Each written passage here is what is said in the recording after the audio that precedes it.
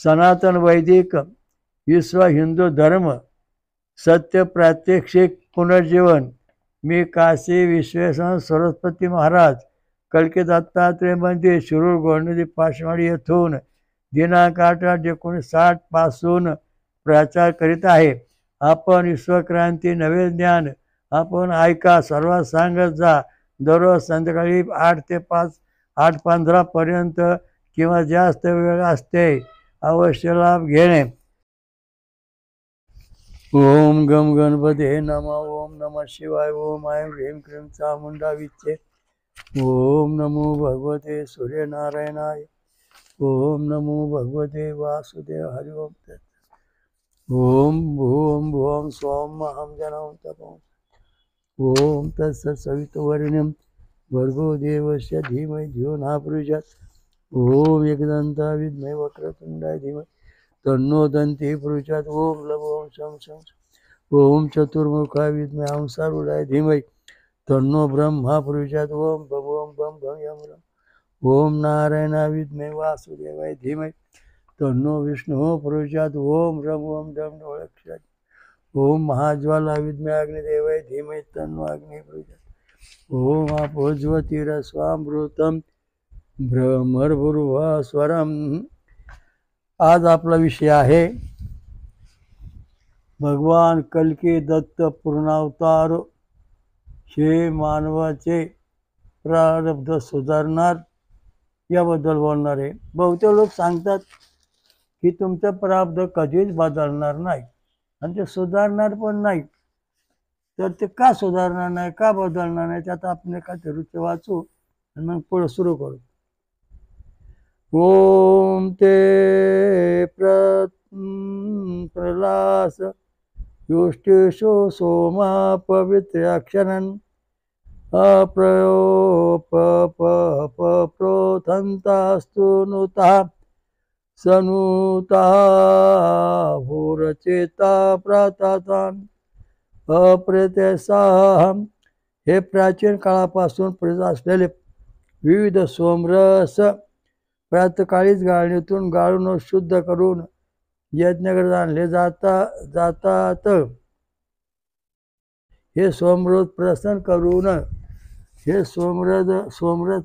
करून पराक्रमवीर धाडसी सुरक्षा रक्षक गस्त घालणे सैनिक प्रातकालीन दडून असलेल्या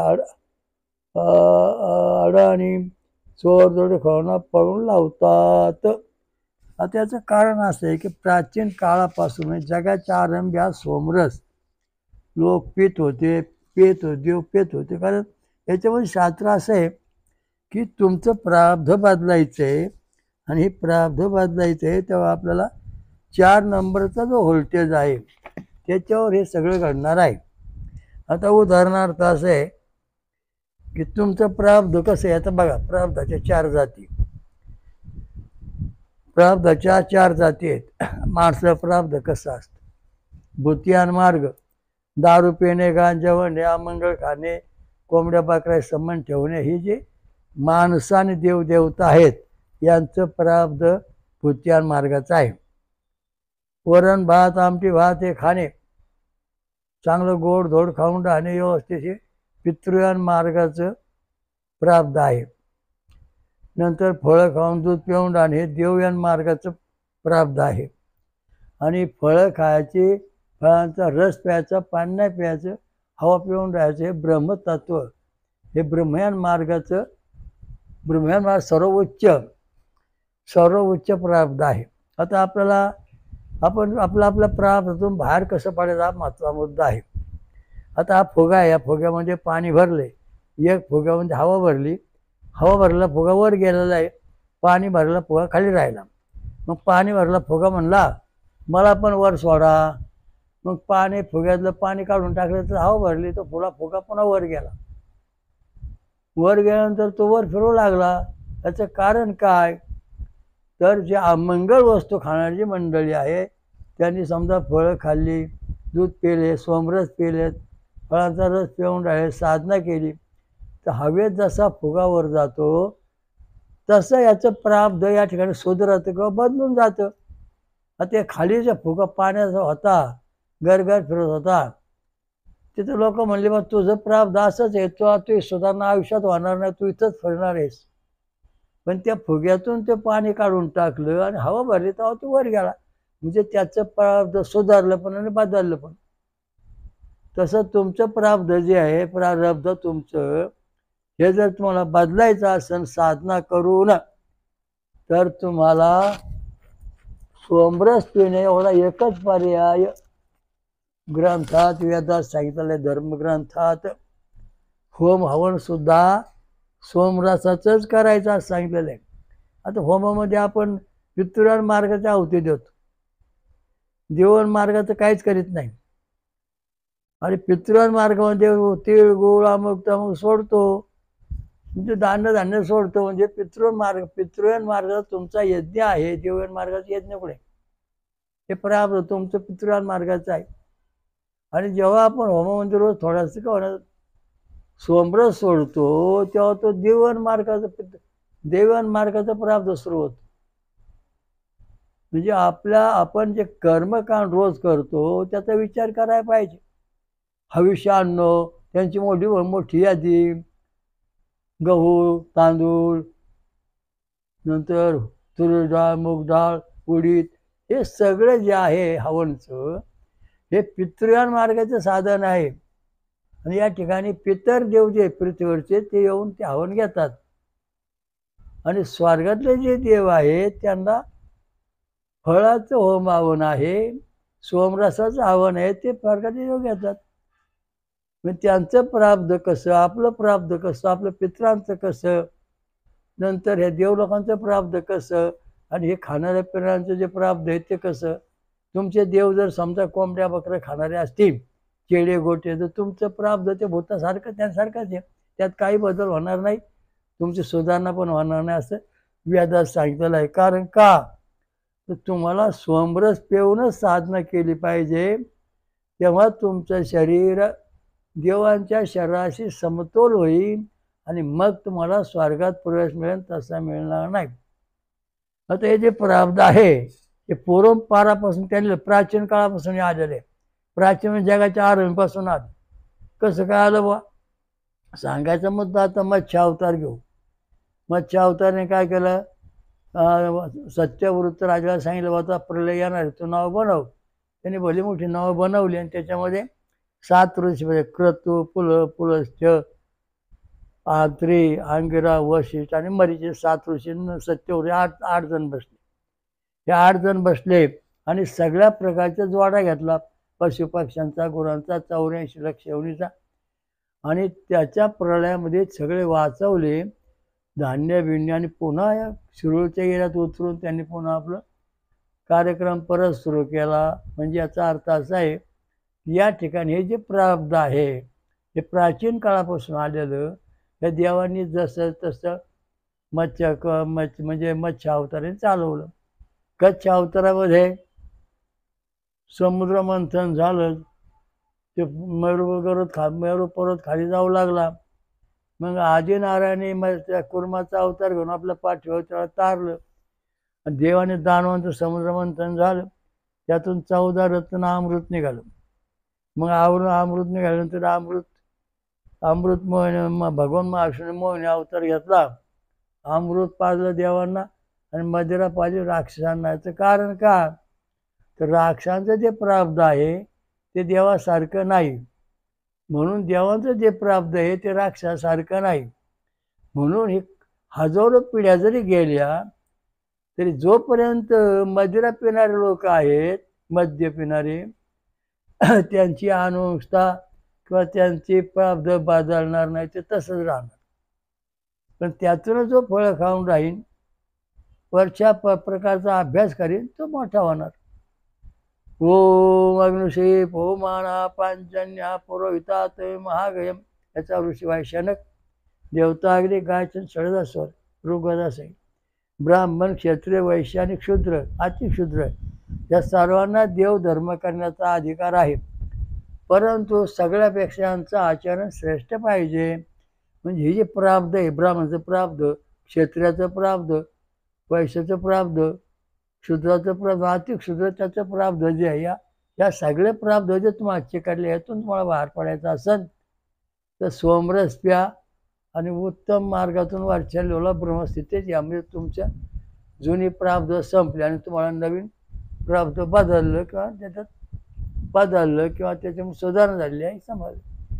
मत्स्यकशाचा वारा अवतार, हिरण्याक्षाने पृथ्वी पाण्यात बुडवून तिच्यावरचं सगळं काय होतं, जळमळ सगळं नष्ट झालं आणि तिथं जे दुष्ट होतं सगळं पृथ्वीवर ते नष्ट झालं. मग आधी नारायण वारा अवतार धारण करून आपल्या दातावर पृथ्वी धरून आणली आणि सूर्याच्या भोवती ती फिरवली, म्हणजे तिथं प्राप्त नवीन पद्धतीने सुरू करून दिलं, म्हणजे तिथं सुद्धा प्राप्त बदललं, त्या सुधारणा केलेली आहे. मत्स्यकशी वारा नरसिंह अवतार, नरसिंह अवतारद्वारे हिरण्यकशिपू याने त्रास दिला लोकांना खूप आणि ती माजवली. मग भक्त प्रल्हादाचा करता खांबामधून नरसिंह अवतार प्रयोग झाला आणि राक्षसांचा नाश केला, प्राप्त नष्ट झालं, उच्च कोटीचं प्राप्त त्याने सुधारणा केली प्रल्हादामार्फत. नरसिंह वामन अवतार आला, वामन अवतार बळीराजाने यज्ञ केले, त्याने सगळ्या समाजाचं प्राप्त गुंडाळून आपल्या हातात घेतलं, कोणालाही सत्ता ठेवली नाही. तर वामन अवताराने 3 जागा मागितली, स्वर्ग पाताळ 2 पाऊल गेले, 3रा पाऊल कुठं ठेवायचा, बळीराजाला ठेवा डोक्यावर. मग बळीराजाने डोक्यावर ठेवताना सभेचं वचन घेतलं देवाचं की आम्ही जे 100 यज्ञ केले त्याचं पुण्य आम्हाला मिळालं पाहिजे. मग वामन अवतार म्हणले ताच तो आदिनारायण. म्हणजे कसं, ओम गम गणपते नमः स्वाहा दत्तविदम असा मंत्र म्हणला की तो सगळा हवन जे आहे ते देवांना जाईल. ओम गणपते नमः स्वाहा असा मंत्र म्हणल्यानंतर ते सगळं हवन राक्षसाला जाईन, दैत्यांना जाईन, बळीराजाला मिळेल, अशी याची विभागणी झालेली आहे. म्हणून आपण जो यज्ञ करतो ते यज्ञ सुद्धा आपण विचारपूर्वक केले पाहिजे. किंवा स्वाहा स्वाहा काय म्हणताय, स्वाहा दत्तविदम जे विद्वान लोक आहेत, गण श्री गणेशाय नमः स्वाहा दत्तविदम असे म्हण, हे देवा तुझ्याकडे ते कल्याणकारी अन्न आणलं आहे, हवन तुला दिले, तुम्ही घ्या. म्हणजे या ठिकाणी देवांचं प्राप्त बदललेलं आहे आणि राक्षस प्राप्त जे आहे स्वाजी त्यांचं तसंच ठेवले, तर बदल केलेला नाही. आता बोलतो मत्स्यकशी वारा नरसिंह वामन परशुराम अवताराला त्याने 21 वेळा पृथ्वीनं क्षेत्र केली आणि जे काही खरोड भरती होती सगळी नष्ट केली. ब्राह्मण क्षत्रिय जे होते ते राहिले, राम आणि कृष्ण हे ब्राह्मण क्षत्रिय आहेत आणि ब्राह्मण क्षेत्राचा वंश राहिलेला आहे आणि तो घोणईच्या तीरावरच राहिलेला आहे, बाकी ठिकाणी कुठं राहिलेलं नाही. मागच्या मासिकात त्यांची नावं दिलेली आहेत की सगळे क्षत्रिय संपले, राजे राहिले नाहीत. तेव्हा ब्रह्मदेवाने सांगितलं, बा हे काय 4 वंश राहिलेले आहेत, अत्री, इक्ष्वाकू, पांचाळ, हे जे वंश राहिलेले आहेत ह्या वंशात तुम्ही अवतार घ्या, देवांना सांगितलं, आणि आपलं धर्मकार्य तो राज्य चालू ठेवा. अशा दृष्टीने प्रारब्ध परशुराम अवतारामध्ये पूर्णपणे बदललं, राज्य बदललं, दिशा बदलली. जे खरोड भरती राज्य होतं ते नष्ट केलं आणि चांगले राज्याचे नित्यवान गादी आणली, राम आले, कृष्ण आले. तर अशा प्रकारचं हे सगळं प्राप्त परशुराम अवतार. म्हणून पुढे आला श्रीराम अवतार. मग श्रीराम अवताराने काय केलं, रावणाचा संहार केला, दुष्टांना राक्षस, रावणाने दहशत निर्माण केली, सगळ्यांचं प्राप्त नष्ट केलं आणि आपलं वर्चस्व गाजवायला सुरुवात केली. देव का धर्म करायचा नाही, कोणी कसं वागायचं नाही, कोणाला दम द्यायचा. मग रामप्रभूच्या हातून रावण संपला, मग ते दुष्ट प्राप्त संपलं आणि मग देवांचं प्राप्त, समाजाचं प्राप्त पुन्हा उचित काळ आला हे रामप्रभूच्या काळामध्ये. मग भगवान श्रीकृष्णाचा अवतार पुढे झाला. मग भगवान कृष्णाने काय केलं, अर्जुनाला विश्वरूप दाखवलं कुरुक्षेत्रावरती आणि अर्जुनाचं जे प्राप्त नष्ट झालं होतं, खच्चीकरण झालं होतं पाठी पांडवांचं, ते विश्वरूप झाल्यानं दाखवल्यानंतर त्यांचं प्राब्ध उज्ज्वल झालं आणि सुधारलं प्राब्ध, याच्यात बदल झाला आणि मग पाची पांडवांनी युद्ध जिंकून हस्तिनापूरचं राज्य मिळवलं. मग आला पुढं श्रीकृष्ण राम बौद्ध अवतार आला. जगामध्ये खूप हिंसा होत असते, यज्ञात इकडं तिकडं. मग अहिंसा करायची, हिंसा करायची नाही, अहिंसा पाळायची. अहिंसा तत्व पाळायचं हे गौतम बुद्धाच्या अवतारात ठरलं. आणि मग त्यावेळा सगळं समाजाचं जे काही भूतियान मार्ग होता, पितृयान मार्ग होता, त्या सगळ्या दोन्ही मार्गाचं या ठिकाणी निस्तंभित झालं. आणि मग अहिंसा तत्वाचं प्राप्त झालं आणि मग सगळा समाज चांगल्या मार्गाने सुधारायला लागला. आता झाले 9 अवतार. आता पुढं कोण? पुढं भगवान कल्की दत्तात्रय, भगवान कल्की दत्त पूर्ण अवतार आले. यांचं म्हणणं असं की मानवाचं जे प्रारब्ध आहे हे प्रारब्ध देवलोकासारखं बनवायचं. देवलोकाचं प्रारब्ध जे तेच मानवामध्ये आहे, मानवाचं प्रारब्ध देवलोकात आलं पाहिजे. मग हे प्रारब्ध करण्याकरता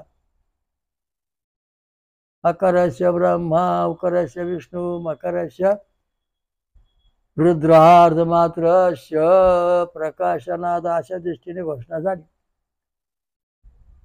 अकारस्य प्रद्युम्न उकारस्य वासुदेव मकारस्य संकर्षण अर्धमात्र शानरुद्धा अशा दृष्टीने हे प्रारब्ध बदलत आलं. शंकरा काळात बदललं, नंतर भगवान कृष्णाच्या वासुदेवाच्या काळात बदललं.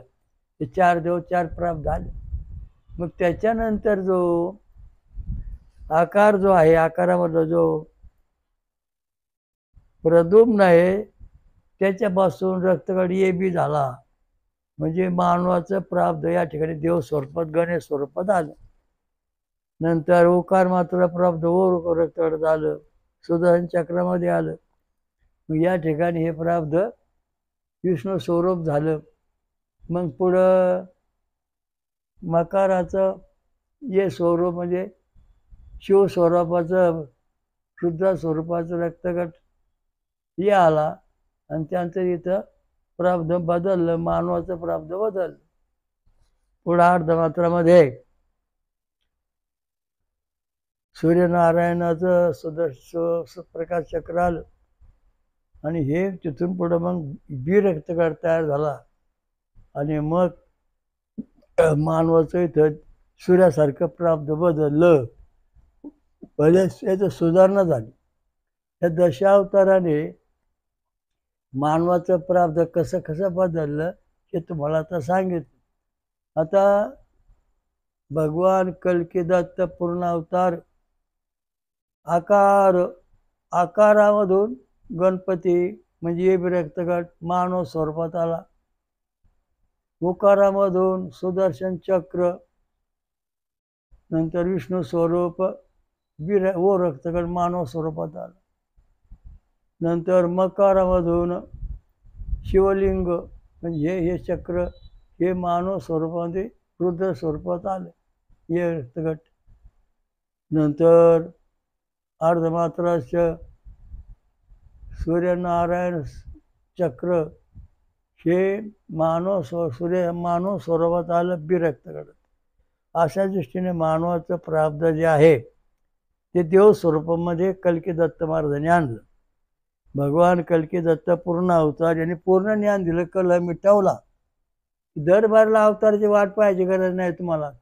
हा अवतार असा होईल, तो अवतार तसा होईल, हे असं सांगन तो तसा करीन. याचं कारण आहे की तुमचं प्रारब्ध जर हे गटामध्ये गणेश स्वरूपाचं आहे, तुम्ही या तत्वाची भक्ती केल्यानंतर तुमचं प्रारब्ध देव स्वरूप होऊन तुम्हाला गणेश लोकन परमधाम प्राप्त होईल. जर तुम्ही वो रक्तगडाची भक्ती विष्णू तत्वाची केली तर विष्णू लोकात जाऊन तुम्ही परमधामावर जाणार. हे रक्तगडाची शिवशक्ती भक्ती केल्यानंतर तुम्ही परमधाम शिवलोकात जाऊन परमधामावर जाणार. नंतर बी रक्तगटाची भक्ती म्हणजे सूर्याची भक्ती केल्यास तुम्ही सूर्यलोकात जाऊन तिथून परमधामावर म्हणजे एका ठिकाणी परमेश्वरात जाऊन तुम्ही जाणार, म्हणजे तुम्हाला पूर्ण शांती होऊन तुमचं प्रारब्ध पूर्णपणे 100% या ठिकाणी कल्की दत्त भगवान कल्की दत्त पूर्ण अवतार यांनी बदललेला आहे. आतापर्यंत कोट्यावधी लोकांना त्याचा अनुभव आलेला आहे. 8-60 सालापासून संशोधन चालून हे प्रारब्ध बदलायचं काम चालू आहे, सुधारणा करण्याचं काम चालू आहे. जो ही भक्ती करणार नाही त्याचं प्रारब्ध मध्यम स्वरूपात राहील. मग हे प्रारब्ध खरं खोट्याचे पुरावा काय? समजा तुमचा रक्त DAB व्होल्टेज नंबर 1 हा जर 5 इटो 6 mm 10 mm आला तर तुमचं प्रारब्ध देव स्वरूप आहे. नंतर तर रक्तगट आहे त्याचं जर समजा 6 mm 10 mm काळ छंदन स्वरूप आलं तर तुमचं प्रारब्ध 100% 60 ते 100% विष्णू स्वरूप आहे. नंतर तुमचं जर समजा ये गटाचं काळगाम व्होल्ट नंबर 4 जर समजा 6 mm 10 mm 6 mm आलं तर 100% 60% तुमचं शिवस्वरूप प्रारब्ध आहे. नंतर तर हे जे प्रारब्ध आहे बी रक्तगटाचं, ते बी रक्तगटाचं जे प्रारब्ध आहे सूर्यनारायणाचं, तर त्याप्रमाणे हे रक्तगट मानवाचं प्रारब्ध सूर्यासारखं झालेलं आहे. म्हणजे जिवंतपणीच आपल्याला कुठं पळायची गरज नाही, 17 देवाची गरज नाही. मग आपलं म्हणजे प्रारब्धाचे पूर्ण आहे. व्होल्टेज नंबर 6 mm ते 10 mm आला तुमचा तर ह्या दृष्टीने तुमचं रक्तगट आहे तर तुम्हाला तुमचं प्रारब्ध 60 ते 100% देव सूर्यस्वरूप आहे, देवस्वरूप आहे. पण जर अधिक पुणे जर व्होल्टेज आले तर तुमचं स्वरूप काय होईल? 50% देवस्वरूप 50% भूतस्वरूप तयार होतं. त्या सगळ्या गटाचे परिणाम निर्णय असतात.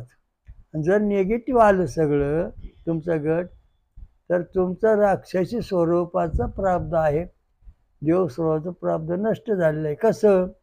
हे फुगे 2 हवेत वर गेलेले आहेत, त्यातला एक फुगा खाली घातला आणि त्यात पुन्हा पाणी भरलं दिलं सोडून, तो काय पुन्हा वर जाण्याचं फिरायला लागला. तो देव स्वरूपात गेलेला तो फुगा खाली जो आला तो भूतियान मार्गात आला, तिथंच डोळायला लागला. म्हणजे ते सुटकाच व्हायला तयार नाही. म्हणजे आपलं प्रारब्ध परमेश्वर स्वरूप होऊन सुद्धा आपण भूतियान गटार मार्गात येऊन पडतो, ही एक मोठी चूक आहे. सोमरस पेल्याशिवाय तुमचं प्रारब्ध देव स्वरूप होणार नाही, होतच नाही. कारण इंद्रदेव हे सगळे देव आहेत ते पेतात. ओम सहस्र शीर्षः पुरुषः सहस्राक्षा सहस्रपाद संवृत्य दशांगुलम, हे जे परमेश्वराचं विराट स्वरूप विश्वरूप आहे हे प्रत्येक गटात आहे. गणेश विश्वरूप, शिव विष्णू विश्वरूप, शंकर विश्वरूप, सूर्यनारायण विश्वरूप आणि सगळे विश्वरूप एकच आहे, बदल नाही, एकापासून सगळे झाले आहेत. या असं जेव्हा आपण होईल तेव्हा आपलं 100% प्रारब्ध सुधारलं आणि बदललं असं म्हणता येईल. जोपर्यंत आपल्याला विश्वरूपाचं दर्शन होत नाही, जोपर्यंत आपल्या विश्वरूपाची तयारी होत नाही तोपर्यंत आपलं प्रारब्ध अर्धवट आहे, पूर्ण झालेलं नाही. ज्यावेळेला आपलं प्रारब्ध पूर्ण होईल त्यावेळेला आपलं विश्वरूप दर्शन होतं आणि विश्वरूप दर्शन झाल्यानंतर आपल्या गटाप्रमाणे आपलं प्रारब्ध सुधारलेलं आहे आणि पूर्ण झालेलं आहे. असं भगवान कल्की दत्त पूर्ण अवतारांचं हे सविस्तर समाजाला कल्याणकारी संदेश आहे. तो प्रत्येकाने पाळला पाहिजे, त्याचा नियम केला पाहिजे. त्या दृष्टीने हे सगळं चालू आहे. आता हे प्रारब्ध परत आता एक समजा तुम्ही आंब्याचं झाड लावलं. आता आंब्याचं झाड लावल्यानंतर आता आपलं प्रारब्ध कसं उजाडतं बघा. आंब्याचं झाड समजा 40 फूट आलं, 50 फूट वाढल्यानंतर आंब्याला कैरी आंबे येणार. मग 40 फूट आलं म्हणजे एका MM ला 5 फूट वाढ. हे 40 फूट वाढ म्हणजे 5 म्हणजे 8 MM आलं. म्हणजे 8 MM झाड वाढलेलं आहे तुमचं आंब्याचं. आंब्याचं झाड वाढले 40 फूट तेव्हा तुमचा MM आहे 8 MM. म्हणजे 80% तुमचं शरीरामध्ये जशा आंब्याला फळं येतात, नंतर जसा आंब्याचा विकास होतो, तसा तुमचा पण आता 80% विकास प्रारब्ध बदलत चाललेला आहे. जर समजा तुमचा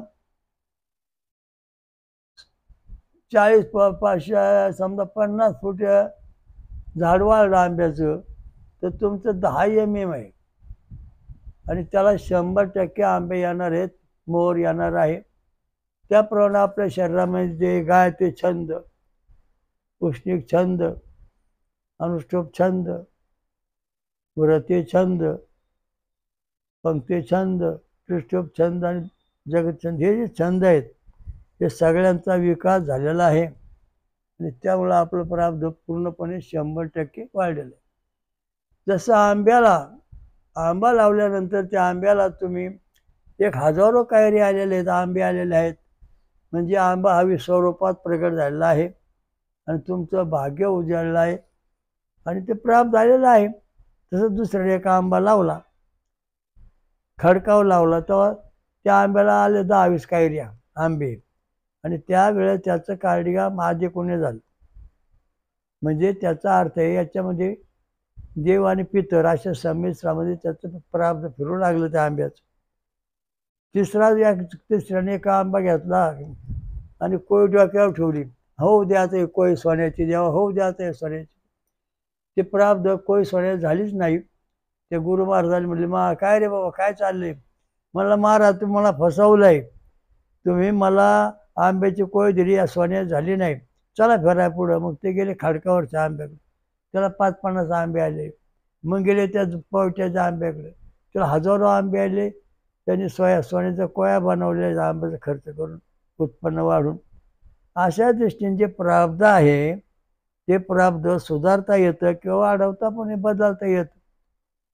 सगळे लोक सांगतात प्रारब्ध बदलणे, ठेविले अनंत तैशिरा. मला हे मान्य नाही. मी प्रयत्नवादी आहे, प्रयत्नांती परमेश्वर. तुम्ही जर ठेवले अनंत आयुष्याच आहात म्हणलात तर तुमचे सुधारणा आयुष्यात होणार नाही. तुझं पोरग, तू कोण धनगर, तू कोण मेंढरा वाढणारा, मग तुझं पोरग मेंढच वळीन, ते काही शाळा शिकणार नाही. ही जी वृत्ती आहे तुमची अनंत ठेविलांत राहावी, ती बदलून टाका. मेंढर सोडा, शाळा शिका, म्हणजे तुम्ही मोठे ऑफिसर होणार. मग तेव्हा तुमचं प्रारब्ध बदलन, तसं बदलणार नाही. ह्या ज्या अडचणी आहेत सगळ्या ठेवल्यानंतर यशी राहावी, मला हे पटत नाही, मी या सहमत नाही. माझं प्रयत्नांती परमेश्वर, फळ मिळत राहणार, प्रारब्ध बदलत राहणार, प्रारब्धामध्ये सुधारणा होणार, आपण मोठे होणार. माझ्याकडे एक जणाला म्हणला, महाराज माझं भविष्यातले मला कुठंच सुख मिळणार नाही, नोकरी मिळणार नाही, शिक्षण होणार नाही, काय ना, सगळं अर्धवट सुटणार हो.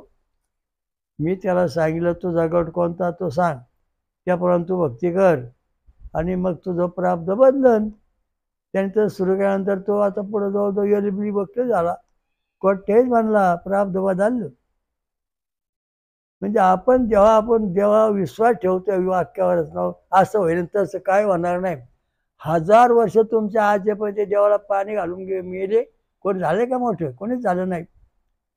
तर तुम्ही जर समजा माझ्या मार्गाप्रमाणे आला तर तुमचं प्रारब्ध बदलन, ईश्वरमय होईल. आणि बाकीच्या मार्गाने गेला तर मी तुमचं काय सांगू शकत नाही. त्याच्याकरता हे प्रारब्ध बदलायचं म्हणजे आपलं काळीगाम सुधारले पाहिजे. हृदयामधली जी 6 बटणं आहेत, ती 6 बटणं तुमचे 10 mm आली पाहिजेत, म्हणजे तुमचं 100% प्रारब्ध सुधारलेलं आहे, बदललेलं आहे, तुमचा विजय होणार. ते जर 6 mm आलं तर तुमचं 60% प्रारब्ध सुधारलेलं आहे, बदलणार आहे. आणि तेच 3 mm आलं तर 30% प्रारब्ध आहे, तुमचं बदलणार. तेच आधी कोणी जर व्होल्टेज निघाला तर तुमचं प्रारब्ध कधी पितर देव स्वरूप तर कधी पितर स्वरूप आहे किंवा राक्षस स्वरूप आहे. आणि तोच निगेटिव्ह आता तुमचं जे प्रारब्ध आहे ते प्रारब्ध राक्षस स्वरूप आहे. आता एवढी उदाहरण दिली, लक्षात ठेवा. तुम्हाला सुधारणा कशी करायची ते तुम्ही ठरवायचं. दररोज 1-2 फळं खाल्लीच पाहिजेत, तेव्हा तुमचं प्रारब्ध भूतियान मार्ग पितृयान मार्गातून पुढे येईन आणि देवयान मार्गात तुमचं प्रारब्ध सुधरण, बदलणार, नशीब बदलणार, दैवी शक्ती प्राप्त होणार. हजारो पिढ्या गेल्या आपल्या कधी सुधारल्या नाहीत. कारण का? ठेवले आनंद तैसे राहावे ही जी वृत्ती आहे सगळ्यांनी राबवली, चुकीची वृत्ती, धर्माचा चिंधड्या उडवल्या याने, त्यामुळे कोणाचा विकास झाला नाही.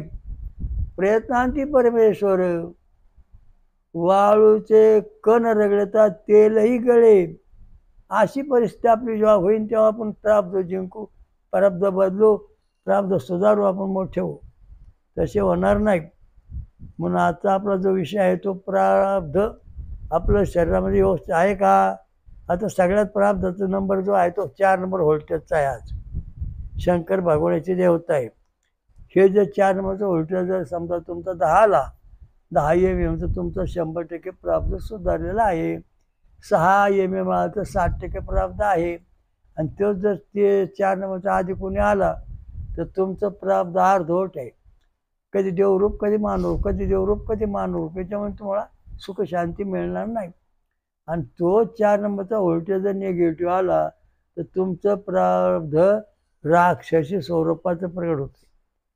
म्हणून दररोज आपण सोमरस पिलं पाहिजे. सोमरस म्हणजे फळांचा रस, ऊसाचा रस, आंब्यास, नारळाचं पाणी, हे सोमराचे प्रमुख बाजू 4 बाजू आहेत. आणि सोमरस पेल्याशिवाय तुम्हाला सुख शांती मिळणार नाही. कारण का?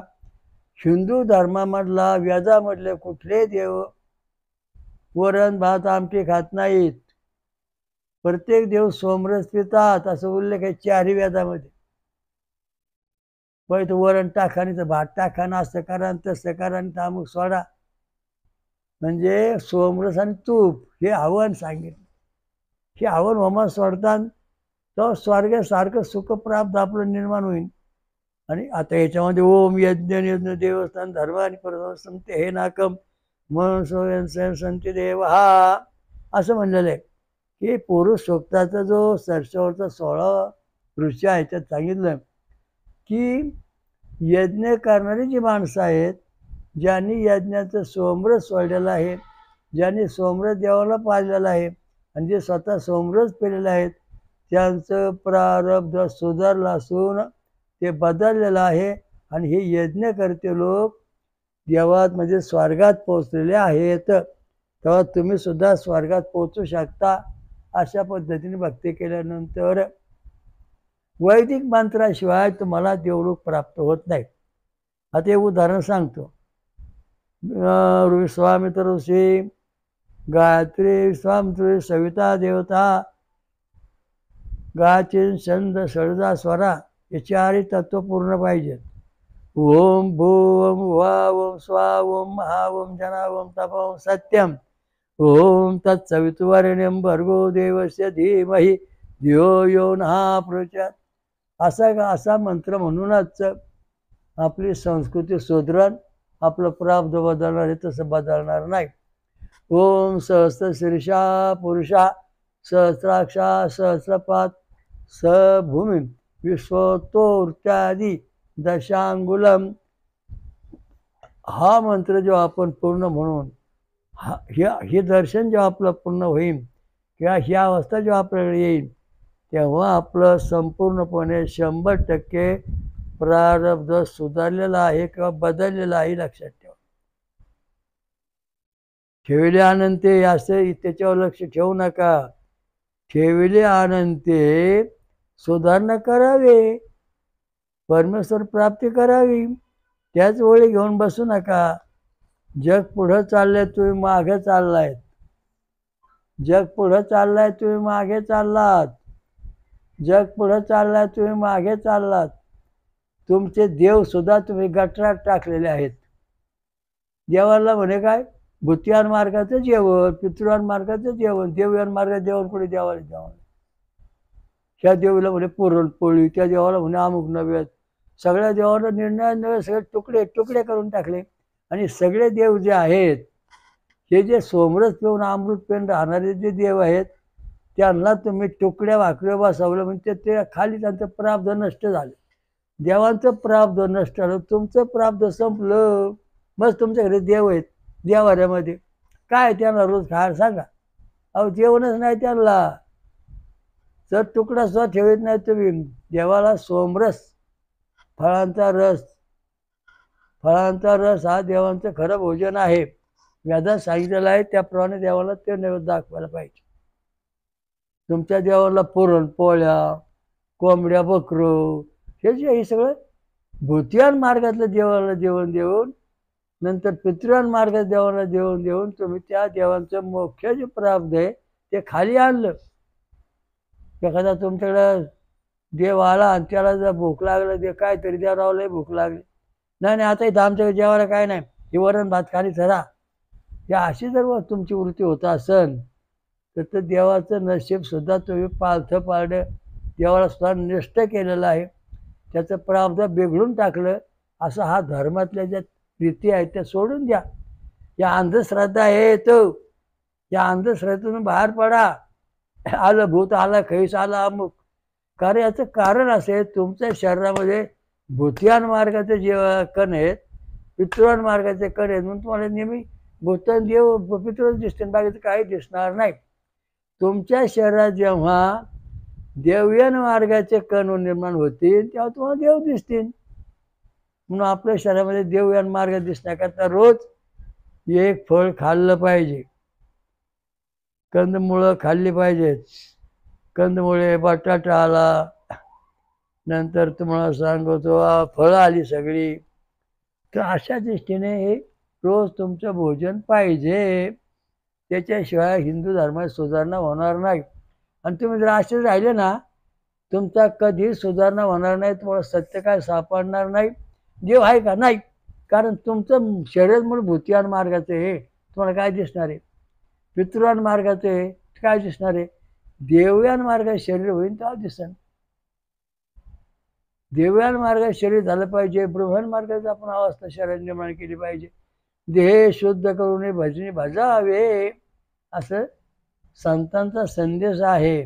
आपलं जितकं शरीर शुद्ध होईल तितकं आपला परमेश्वर प्राप्ती होईल.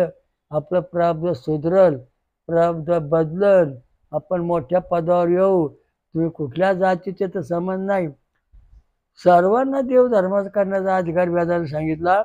गो ऋषी पौमाना पांचजन्या पुरोहितात महागयम, हे जे 5 पुरोहित आहे, ब्राह्मण, क्षत्रिय, वैश्य, शूद्र, अतिशूद्र, यांच्यापेक्षा तुमचं आचरण शुद्ध पाहिजे. म्हणजे तुम्ही फळं काढली पाहिजेत. कारण हिवरण भात खाणारे आहेत, हिवरण भात खाणारे आहेत किंवा भूतियान मार्गाने काय असतील, तर तुमचं आचरण जेव्हा शुद्ध होईल तेव्हा वेदाने सांगितलेलं आहे की तुमचं प्रारब्ध सुखरूप मोठं होणार आहे. आणि त्यामुळे तुमचं शरीर ऐश्वर्य प्राप्त होईल. तुमचे महाराज जर कुठं मठात असतील, वरण भाताचा नैवेद्य ते महाराज पितृ मार्गाच्या समाध्या, ह्या महाराज जसं कुठं देवळा असतील, कोंबड्या बकऱ्याचे भूतियान मार्गाचे तुमचे देव.